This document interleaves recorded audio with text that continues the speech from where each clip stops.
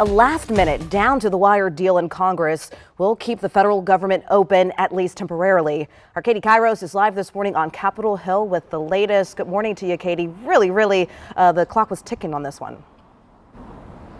Good morning, Randy. Yes, really coming within hours of a government shutdown that could have happened today. We were talking about government workers possibly going without pay, services being stopped, national parks being closed, but thankfully that is not the case. A bipartisan bill passed both the House and Senate last night, and it was signed late last night by President Biden.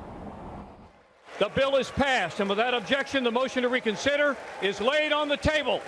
A government shutdown that seemed all but certain was narrowly avoided Saturday. A bipartisan federal spending plan will keep the government funded at current levels for 45 days. It's been a day full of twists and turns, but the American people can breathe a sigh of relief.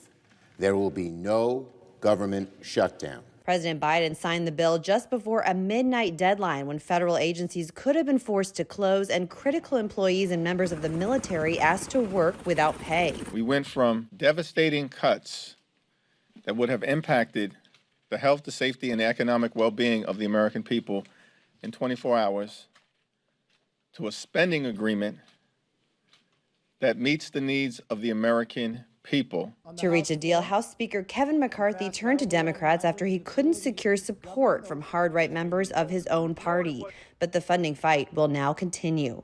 I ask Congress will stay in session the next 2 weeks, continue to work to get this done. The plan does not include aid to Ukraine, a priority for the White House that growing numbers of GOP lawmakers oppose. I'm confident the Senate will pass further urgent assistance to Ukraine later this year. The deal funds the government until November 17th.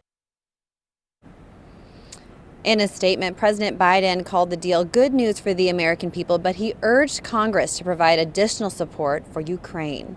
Live at the Capitol, Katie Kairos, WUSA 9.